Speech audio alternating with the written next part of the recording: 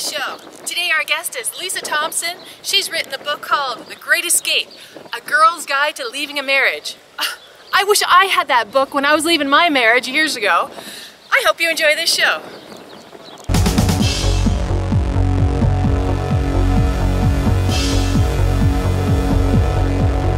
Explorations. Probing global diversification. We travel the world so you don't have to.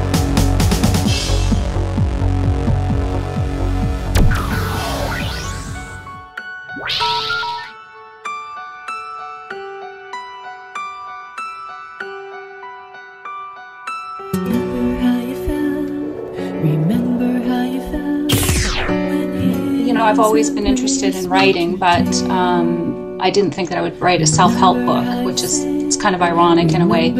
I always, you know, read lots of novels, literature type of stuff. But with the divorce process, when I was initiating the divorce, I was looking for resources, like for books that I could actually read and, you know, explain to me, okay, this is what you need to do. And there really wasn't anything that I could find in my local area. So that kind of led me to think that maybe there was a niche for that, and a need for women who were going through the process, or I think especially starting the process themselves, rather than, I think it's quite different when it's on the other end. And I mean, also this book would definitely help for women who were, you know, the man has decided to end the marriage. But however, I think initiating the process, like my whole first and second chapter, really deal with that part of the process and making that big decision. When you made the decision, before that, did you consult with other women, talk with other women who have gone through something similar, or did this just sort of naturally evolve for you? Well, it kind of naturally evolved. I mean, I didn't really have anyone in my circle that had gone through it. My sister had actually gone through a divorce many years before, and I did talk to her a little bit. But interestingly, she sort of advised me to just carry on in the marriage. So it wasn't really helpful as far as what to do. Right. Yeah, so it was very much a introspective kind of process for me. I didn't really even confide in anyone. I might have had one friend that I was able to talk to. Because it is one of those things when you haven't actually formulated your plan, but you're really seriously considering it, it's really important to talk and have someone to talk to. But on the other hand, you don't really want it to turn into some sort of gossipy type of thing, you know. So so no, it was just really sitting and thinking about it myself and trying to read as much as I could. And, you know, looking back now, there wasn't really, the internet just wasn't full of the information that it is now. There's so many great blogs out there and women who have gone through divorce that are writing about it now. And also, you know, legal services that you can access on the internet. And that just wasn't really a thing then at that time, and that was like 2004. So you really sort of had to go out and find the resources, and that's when I realized that there really wasn't much available for people who are going through divorce, you know, women or men, really. There was like maybe one or two books in the bookstores, and they were sort of centered more on trying to fix it, you know, sort Right. of like family-oriented, therapeutic type of books. So yeah, I was a little disappointed with that, but I do think today it is very much, there's more information and it's better for people starting the whole process.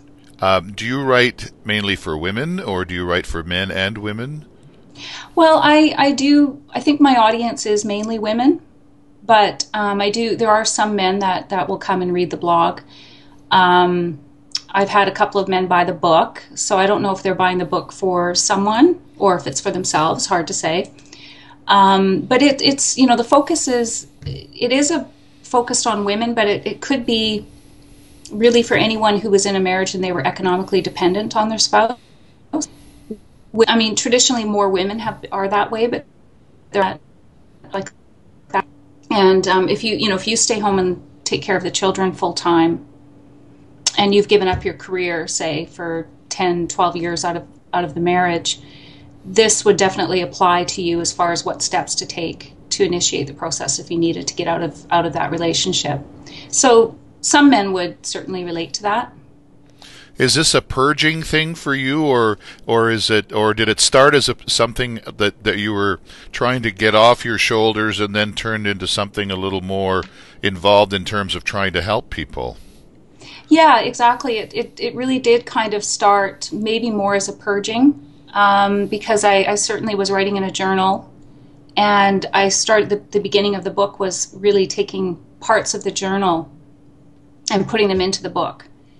And with the underlying reason for that being it may help other women who are going through a divorce. Because a lot of the stuff that was happening was quite unexpected to me. And I think it is, for a lot of people going through divorce, how you picture your divorce unfolding is very rarely the way it actually unfolds. So all of those experiences, I was journaling and I started to write about those, but I also wanted to make sure that the book was very practical. So I did, get right into what to do, how to hire a lawyer, what steps to take before you actually leave, or even have that discussion with your husband, because there's certain things that you can do to prepare. And I did some of those things myself, just partly common sense, but some things I didn't have a clue about. Like just, for example, figuring out exactly what your financial status is, marital status, as a couple, because one person could have debt that you're not aware of. You may not even really be technically aware of what the actual income that your spouse is earning. So I think it's important to do sort of an investigation before you even, talk to your spouse about what you're planning, and find out financially exactly where you stand as a couple, and because that's going to influence where you're going to be as an individual. Because you will be, whether it's assets or debt, you're going to be equally bound to both of those things.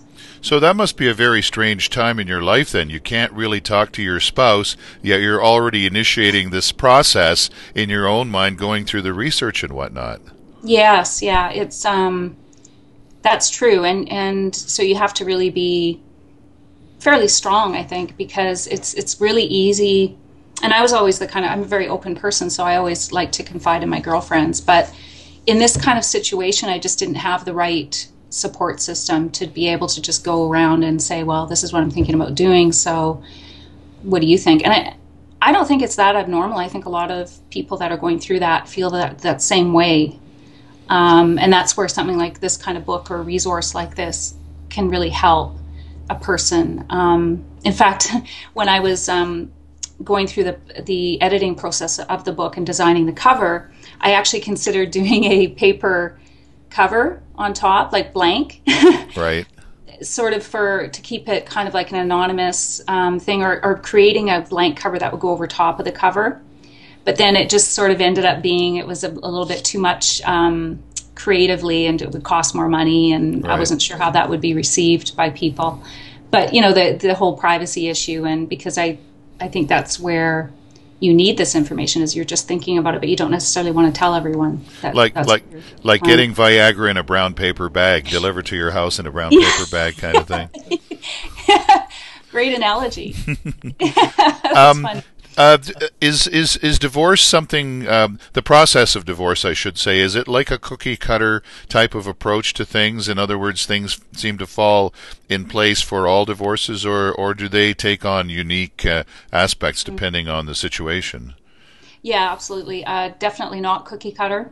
I think every divorce is unique, and just as unique as each person that's in it. And, your neighbor might be getting a divorce, but that's going to be a completely different experience than the one that you're having. Just like every marriage is different, every divorce is different. But I think and that's actually, and this is probably getting into a different subtopic, but that's one of the problems I think with lawyers, is that sometimes they view your divorce as a cookie cutter situation that they can just push through the system, but not really looking at it as an individual situation with certain kinds of needs, because every case is different. But if you have a lawyer that's sort of looking at it like a cookie cutter situation, that can be kind of detrimental. Mm-hmm. Right. So where are you at right now then with this whole thing? Not so much about the writing, but just personally.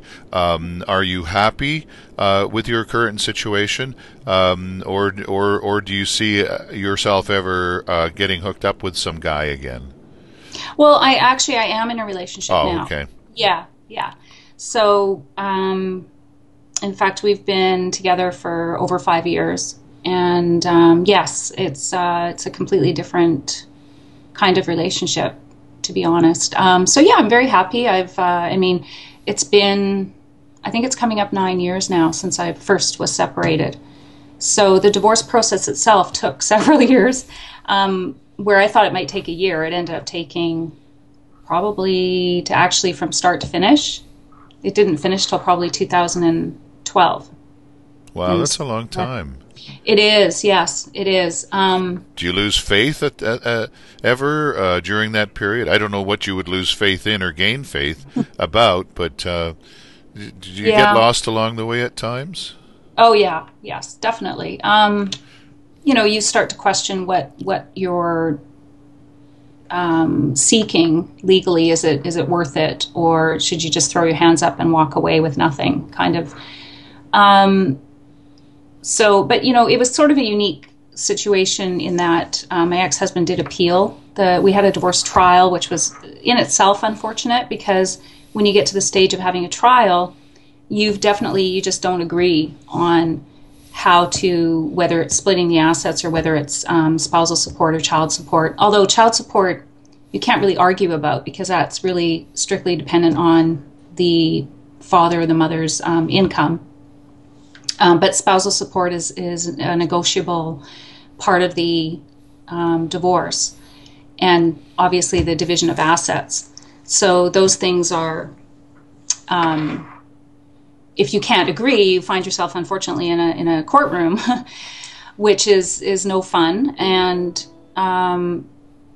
but then to carry it further, which is what my ex-husband did, he appealed it. He did a slip motion. He did all these bizarre. But, I don't think he's unique. I think that this happens quite a bit.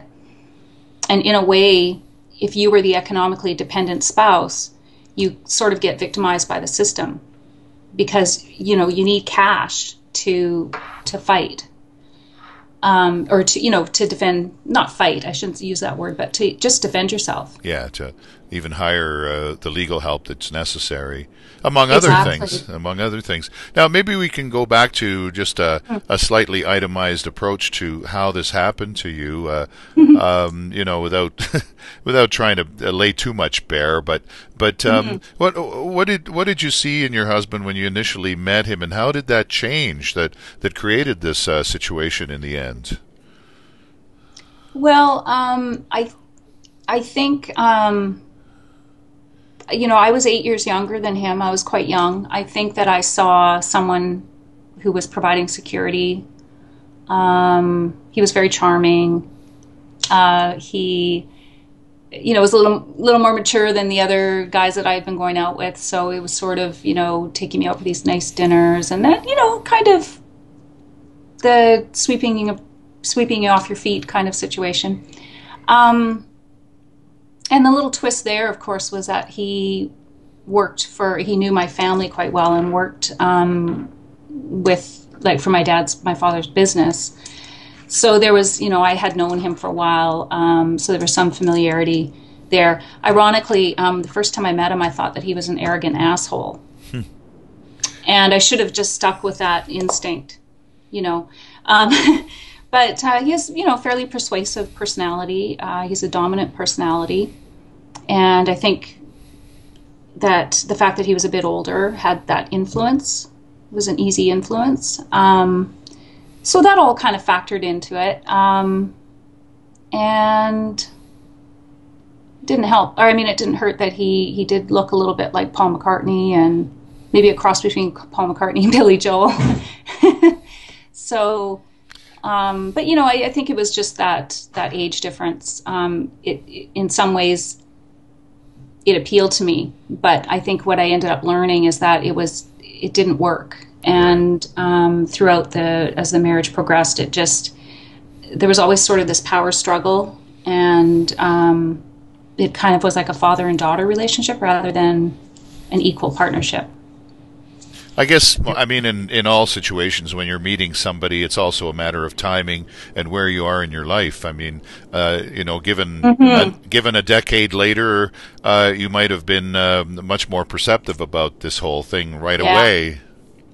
Yes. Yeah. Absolutely. How did it affect your kids at the time? I mean, well, obviously you didn't have kids right away. They sort of matured with the relationship as it started dissolving. Again, I guess it's sort of it's a story through time.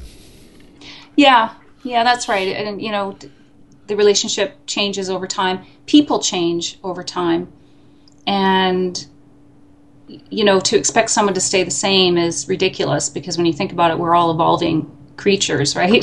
So everybody changes over time, but speaking of the children, I think something that's interesting and also important to point out is we weren't one of those couples that fought all the time. And so if you were on the outside looking in, you wouldn't necessarily say, oh geez, what are those two doing to get together? Although I think some people were saying that for other reasons, not so much this obvious fighting, and which is often what you expect when people get divorced, is that, well, they must have been fighting all the time, or had an abusive relationship. So for those reasons, in some ways it wasn't really obvious to the children, but intuitively it was there, and they were aware of it. Because my ex had anger issues, and he had a lot of anger the last few years that we were married. I could never really figure out where that was all coming from. But, that would spill over onto the kids. And so they were aware of those kind of problems. But yeah, so it wasn't like an obvious type of thing. And that's partly why I wrote the book as well, because I think a lot of people expect that. They think, well, if he's abusive, physically abusive, you should leave. But sometimes there's just a lot of problems that people can't see, and it's really a very personal decision. So that's the first chapter of my book. I kind of deal with that whole idea of what we're supposed to feel and what we actually really feel. So, just because you have a nice house and a nice car and you go on holidays once a year with your family or your husband, that doesn't mean you're happy. That doesn't mean it's a successful marriage. It might look successful, from what society deems successful. But if there's nothing else going on underneath that, then none of it matters, Right. Yeah. Like, not even your closest relatives, your family, they didn't really have a sense of what was going on? Actually, yes, they did. Especially, well, I'm going to say in the middle and then at the end, they did. In fact, my mother told me that my father said, well, how does she put up with him? Really? That was sort of towards the end. But interestingly, when the time did come for the divorce to happen, and when the shit hit the fan, for lack of a better term, my family sort of, it's almost like they forgot. I think they just kind of was wishful thinking. They were just maybe concerned about what would happen because he worked at their company, and how the divorce would affect that aspect of it.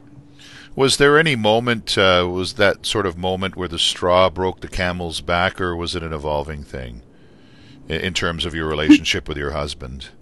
Was there like a seminal moment? Yeah, well, it was very much evolving. I mean, we went into couples therapy at one point in the marriage,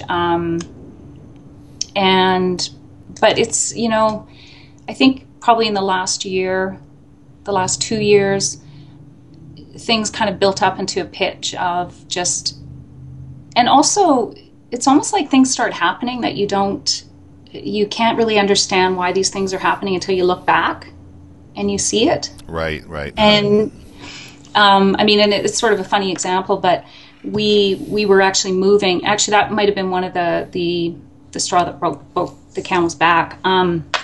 Because we lived in a home for 14 years, and we had our kids there, and so there were some good memories there and not so good memories, but there was but that was 14 years, and we made a home there. And when leading up to that move, there was just a lot of mixed feelings, and I happened to sprain my foot right before you move. I mean, that's just bad timing. You're trying to pack and you're hobbling along, and it just seemed like in that moment that everything was starting to fall apart.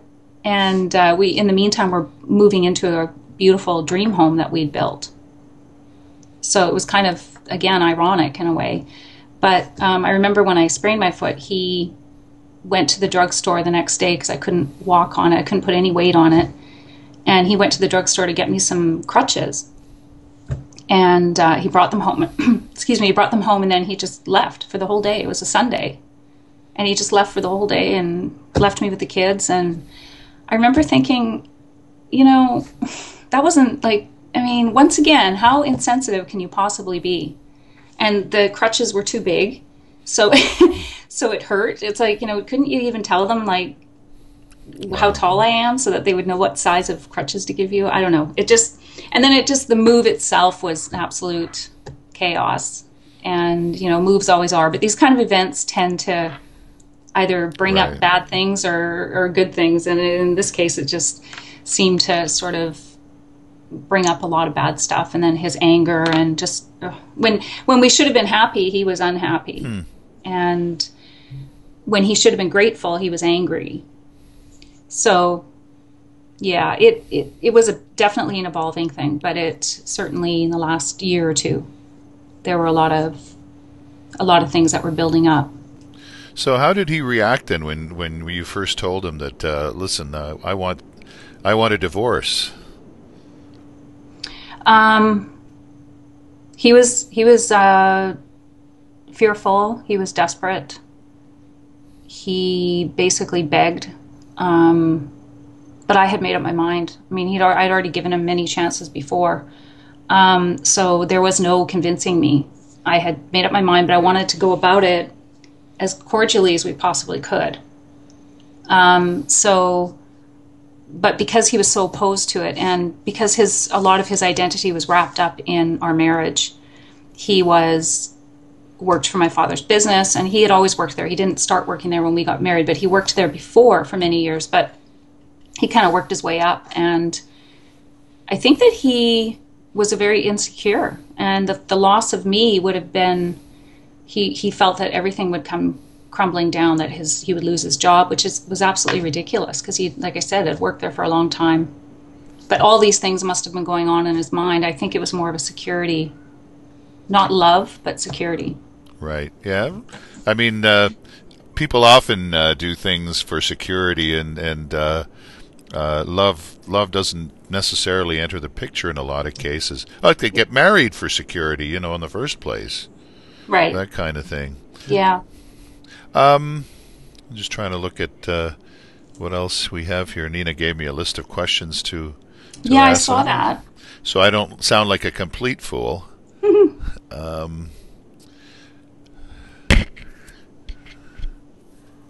I mean, what kind of impact did it have on you then?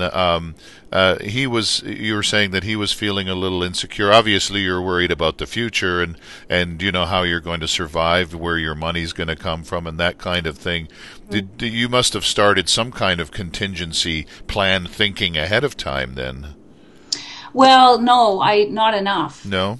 Not enough, no, because he earned a really good income, and I wasn't concerned that I wouldn't get spousal support based on that income. So I had sort of that foolish sense of security that way, in thinking that it would all be fine. There were more than enough resources to go around, and I would figure out what I was going to be doing. Obviously, I wasn't going to be at home forever with kids or anything, but the kids were 10 and 12, so they were it was sort of that timing where there's a lot going on at school, there's a lot going on with their sports. So it was a very busy time that way with them. But yeah, so financially I just figured that it was fairly cut and dried and that we would, settle it out with the lawyers or even amongst ourselves. I was that naive. That's why I wrote the book. Because hopefully, I'm just hoping that, I can give other women just a bit of a leg up there and sort of, preparing a little bit better than I did. I mean, this, most of the book is based on my mistakes. Right. So yeah. Talking then about the your desire, obviously, to help other people through this, something that you've gone through. You're writing a book. You blog. Do you have interaction? Do you have workshops or interactions or any of that kind of thing as well? I haven't, not yet. It's something that I'm thinking about doing. And it's a question of whether to do a in-person type of workshops in the community or whether to do it on internet, with Google Hangouts. You can do different kinds of things. And that's, I sort of look at that as like divorce coaching in a way, and I've kind of steered away from that. I don't want to be a divorce coach. I know that a lot of women are, and it's fantastic, and I could have used one when I was going through my divorce. But I just think for me, it's more about the writing and less about, okay, I'm a divorce coach now. I mean, I don't really want my divorce to be the thing for me. I think by writing, I'm reaching more people than spending the time of. So yeah, you were mentioning about the different kinds of things that you try and talk about with your wine diaries. Mm-hmm. So yeah, I like I say, it's very, very much more personal. But something I wanted to mention too is with each blog post that I do, I always ask myself, why are you writing this before I actually write it? Because I try to sort of stay away from just writing for the sake of writing about myself and saying, inventing or talking about stuff that isn't going to help someone else. So there is always, with everything I've published, there's usually a reason, there's an underlying way that it's going to help my reader. Otherwise, because I have to be kind of careful. I mean, I really technically want to protect, my kids. I don't want to be exploiting certain experiences. Like I haven't written about certain things just for that reason. So I try to balance it with temper my innermost thoughts with, questioning myself. Okay, well, why are you writing this? So I usually have a good reason for writing something. So looking at the future then as a writer, do you foresee yourself expanding on that, maybe writing a novel at some point, maybe writing a fiction, something like that? Is that in the back of your mind at all? Yeah, actually, I do write some fiction, and actually that's even a better way to, write about experiences, and you can weave in some of your personal experiences into a character and make them even more dramatic. So, it's really quite fun, and I'm actually working on a collection of short stories right now that are actually, each character is going through, it's really about relationships, but each character is going through a divorce. But how different every circumstance is, and how different each character is, and one character might have left, and the other one has been left. So they're all different situations, but it's a really fun way to, and I think that's actually even more purging and cathartic than writing my own experiences, because I'm always in the back of my mind thinking, okay, do you really want to share this with the world? I mean, think about it. Do people really need to know this about you? Like one of my most personal blog posts was sexual neglect, and that one it's gotten the most comments, and it's always the most popular blog. Like when I check my stats, and I put myself out there with that one. I mean, that's a very personal thing. But on the other hand, to me, it was really important to talk about it, because was part of the problem is people don't really want to talk about that issue in a marriage. So again, I asked myself, why are you doing this? And I really felt that it was worth sharing that with people, even though it is a very personal part of my marriage. But it's actually been so well received, and I think I've touched a lot of people with that story, because a lot of people are suffering. Because it is a suffering. It's very unhealthy, to be in a marriage and having no sexual contact going on. It's just a very neglectful, very lonely existence. So that's just an example of like putting out something very personal, but having a good reason for doing it. Right. Well, sex seems to be, I know they say sex sells, but Yeah. sex is very interesting to most people, because Yeah. it's a lot of people don't get it, or they just don't understand. I know that from my relationships, and I'm sure from a lot of people's relationships, I mean, there's your relationship before sex, and then there's what happens after sex. And it's a completely different thing. And you can spend 20 years with a person and not have sex with them, and you'll have a completely different view, I'm sure, of that person, as opposed to somebody else who you had sex with at some point. That's true. I mean, it changes everything. And, in a marriage, you would expect that should be one of the strengths. That should be that's one of the bonding glues in a relationship. But if that's missing, it can be very painful too for the person who is, because the one who's being neglected, usually there's one that does want to try to, fix it and resolve it and make it better. And the other one is just not interested. So it's very much a rejection. There's a lot of things that it affects your self-esteem. Did that happen in your marriage? Yeah, that's why I wrote see. about that. Yeah. Yeah. So a lot of people have written and left comments, and there's so much pain, and it's sad. Can you briefly explain to me why you think that happened? Oh well, I think no, I don't really.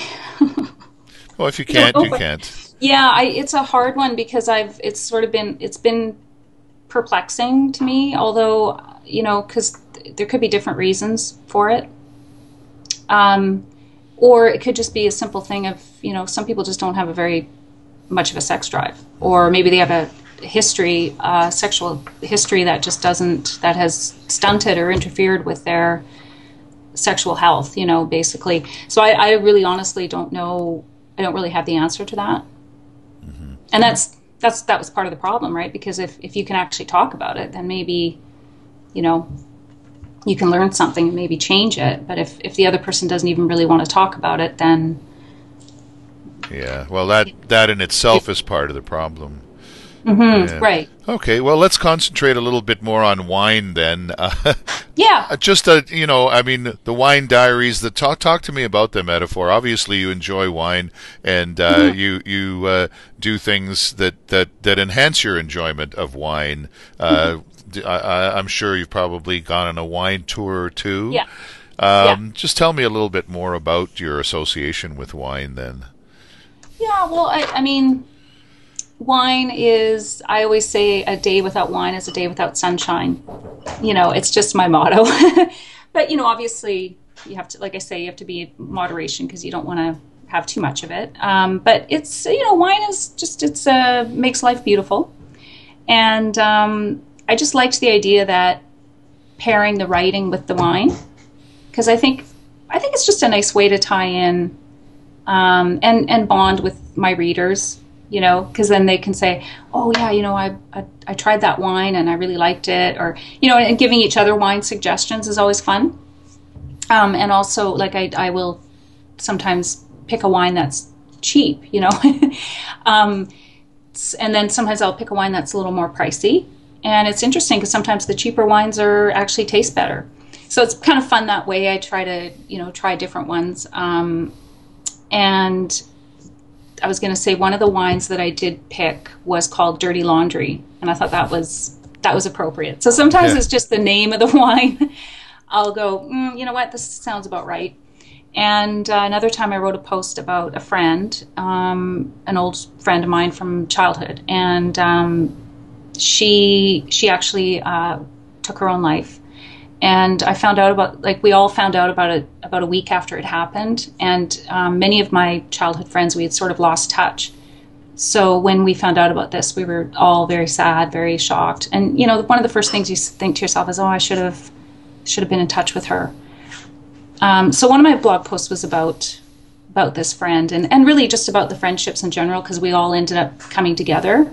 Like, that event caused us to rebond, which is great. And we still now get together twice a year and have a girls get together and reminisce, and we always light a candle for her. But the wine that I chose for that post was called Barefoot, and it's a California wine. It's not very expensive, but I chose Barefoot because one of my memories of her was jumping on her trampoline in her backyard and I think we were 14, and putting the water on the trampoline and all of us on there at the same time, and we just had so much fun, so many good memories of that age. And of course, as we talked about earlier, people change. And that's just one of the rules of life, you know, and people change. But you have these memories, right? So that's sometimes how I choose a wine, is just based on, you know, maybe it's dedicated to a person that I've written about, or, you know, subject. So, yeah, I mean, I'm not a wine snob. So I'm open to pretty much anything. And I also enjoy red and white equally. So I swing both ways. So I like to tell people. Yeah. So I think a lot of people enjoy wine that way. And the last post I wrote about was actually about whether you should do cheap wines or expensive wines. So that was in the wine diary. So that was more just focused on a wine post.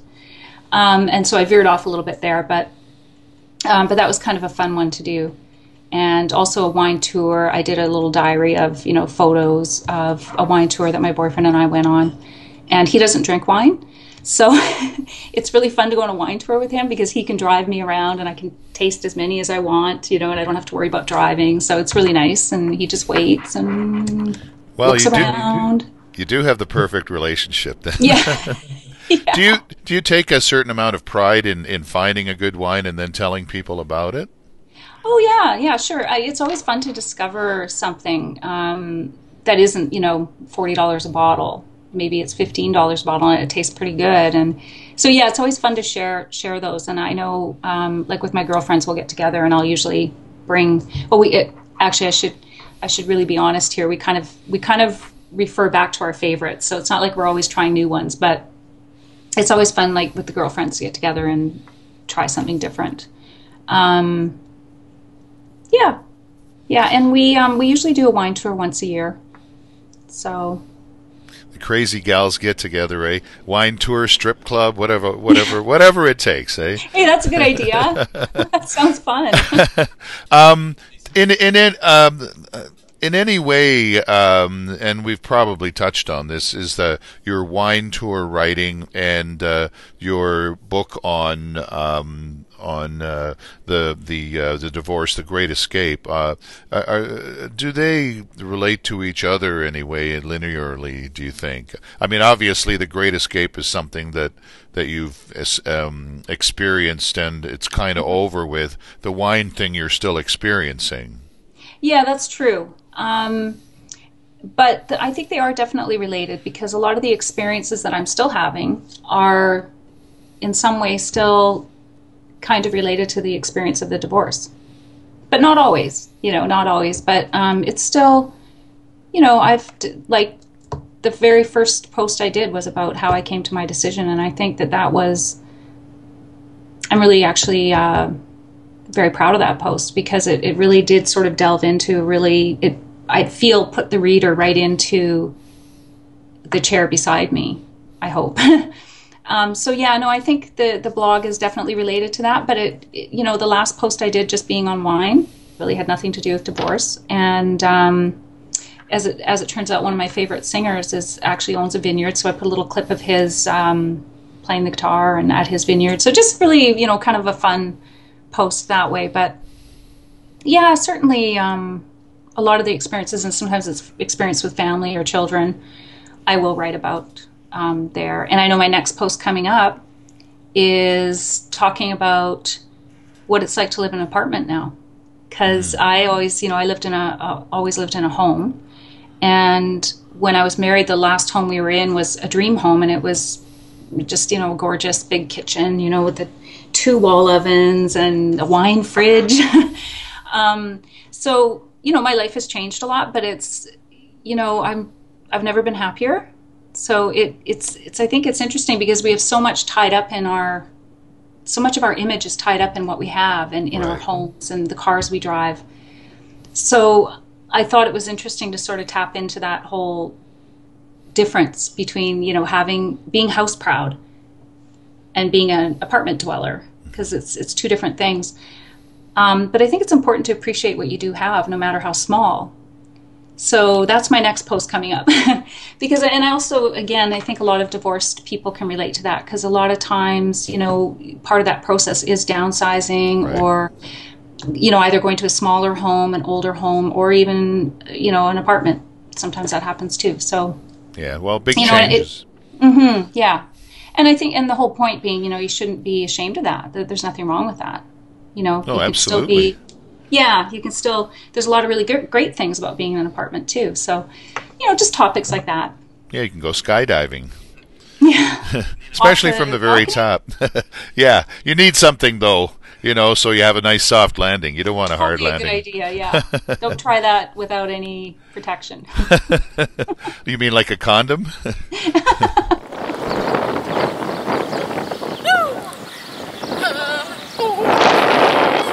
Hello. So, did you learn something? Lisa Thomson Live can be found on the internet at Lisa Thomson Live. For Explorations, I'm Nina Hilger.